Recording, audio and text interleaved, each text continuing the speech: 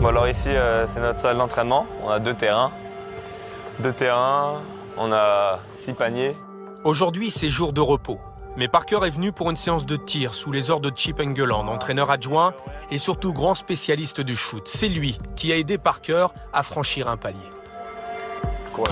En 2005 j'étais capable de faire des matchs à 30 points, mais après le lendemain mettre 8 points parce que j'étais pas assez régulier avec mon tir extérieur. Et donc les Spurs ils ont engagé Chip, qui a travaillé avec Steve Kerr et Grant Hill pour me faire passer à l'étape supérieure pour être All-Star. The first questions we talked about is, how good do you want to be? Do you want to be great? Or you just want to be good? There's a big difference. And the work, always striving to improve. The best thing is you wanted to improve. That's the big deal. Not everybody wants to. They may say they want to, but they don't know what that means. Because with improvement comes successes and failures. We've had plenty of ups, but we've had our downs too. J'avais pas peur d'être pas bon pendant un certain temps pour être après encore meilleur. J'avais pas peur de ça. Et quand tu as envie de faire partie des meilleurs, et bah, des fois il faut faire des sacrifices et je pense que ça c'est une des meilleures décisions que j'ai prises pour changer ma technique et ne pas avoir peur de ne pas mettre de tir pendant 3 mois parce que je savais que ça allait m'apporter après. Le Bascup, c'est un projet qui est né il y a 2 ans. Faire un dessin animé pour le basket et promouvoir notre sport en France. Et donc je trouvais que c'était une super bonne idée. Moi, en étant fan de dessin animé, j'adorais Olivier Tom quand j'étais jeune. Je me suis dit que ce serait une bonne idée d'avoir avoir un dessin animé pour le basket. Mais il n'y a pas que du basket aussi, hein. Il y a beaucoup d'aventures humaines. On va essayer de faire passer des messages, des valeurs. Comme ça, quand les enfants ils regardent ce dessin animé, ils apprennent quelque chose. Ils nous dominent parce qu'ils pensent qu'on est de la merde. Et ça se voit dans leur visage. Ils nous prennent pour de la merde. Donc qu'est-ce qu'on... Je m'en fous ce qui arrive en deuxième mi-temps. Même si on perd, au moins on joue avec notre fierté. Et on joue dur. Après on perd, c'est pas grave, c'est la vie. Mais moi je préfère perdre en se battant. Pas comme ça là. Là on se fait défoncer là. C'était, je crois, le plus grand moment de ma carrière en équipe de France. C'était de trouver les mots justes pour piquer mes coéquipiers dans leur fierté. Pour qu'en deuxième mi-temps, on fasse la meilleure mi-temps de l'histoire du basket français. Plus rien à perdre maintenant, plus rien à perdre. On joue. Le goal, France. Antoine, t'as un tir, tu le prends. Alexis, t'as un tir, tu le prends. On n'a plus rien à perdre maintenant. Let's go. Et tu sais quoi, Nando, Antoine, annonce des trucs pour Nico, pour Bobo, 1 fois sur 5 pour moi. Oublie-moi.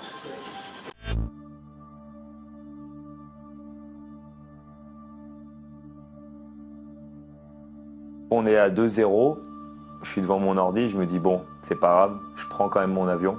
En tant que compétiteur, tu penses toujours que tu vas gagner.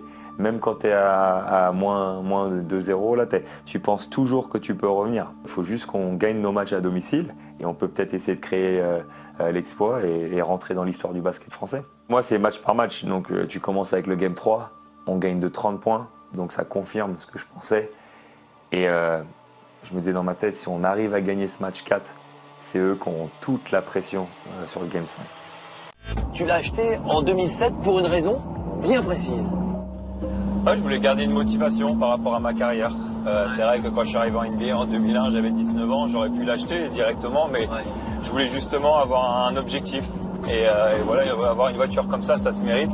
Et donc j'avais envie de faire partie des meilleurs joueurs au monde avant de m'acheter une voiture comme ça. Je pense pas qu'il jouerait aussi longtemps, je pense pas.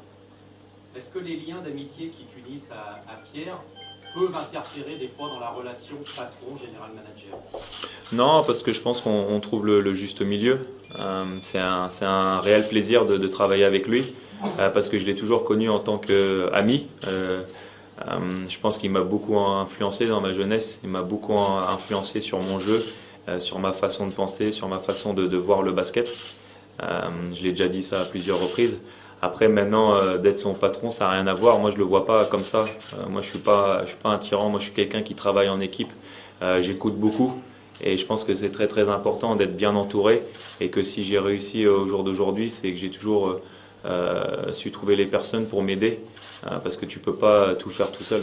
Et donc, avec Pierre, on a une très, très bonne relation. Jamais je lui imposerai un joueur ou quoi que ce soit. De toute façon, c'est lui qui est en charge du côté sportif. Après, moi, je donne juste mon avis, mais bon, ce sera toujours lui qui aura le dernier mot.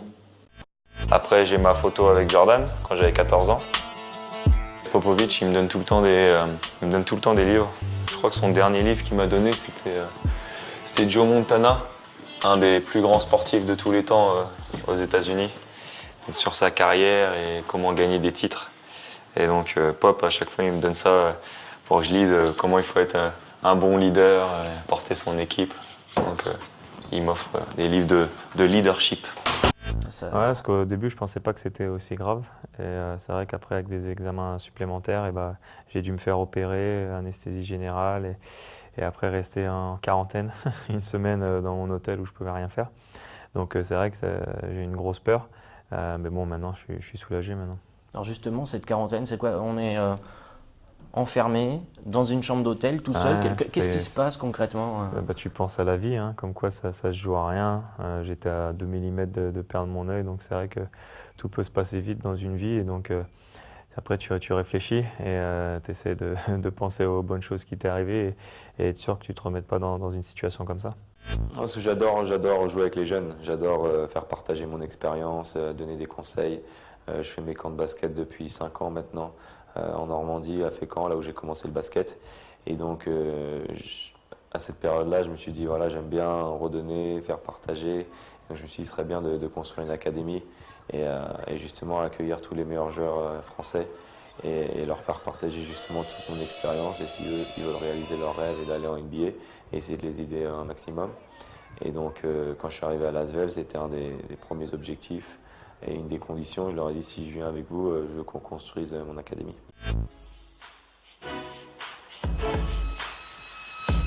Aux États-Unis, de la réussite sportive découle souvent la réussite financière. Parker a pu faire construire la maison de ses rêves sur 14 hectares. Dans le game, du basket à la scène, les efforts sont les mêmes, la compète dans les veines, maillon fort de la chaîne, le début de mon règne, le chemin de la gloire est long, parsemé de peine. Tu vois la réussite, tient un peu de choses, 20% de volonté, de sacrifice à haute dose, 20% de talent, 20% de chance, 20% de capacité pour mettre la concurrence. Fais-toi plaisir, gamin, ton destin est dans tes mains, 10% de fun, on est jeune, on a soif de victoire, on a du cœur, on n'arrête pas, Tony P, frérot, j'ai le buzz. I know why, make sure my story's told. My story's told. I'ma give my all 100%, 'cause that's all I know. Ouais, j'ai rêvé d'une maison comme ça depuis que je suis tout petit. J'ai dessiné, j'ai fait tous les plans et après je me suis associé avec un architecte pour que ça tienne, parce que je suis pas un pro. 1 an pour faire les plans et 3 ans pour construire la maison. Ah, ok, so from Mapo to the basketball. C'était un long processus, hein. Ça a pris 4 ans en tout pour avoir tout ça. Et maintenant, je suis content d'avoir un endroit pour toute ma famille et ils savent que voilà, la maison, c'est pour qu'on se réunisse et qu'on passe des bons moments. Jamais je vendrai cette maison.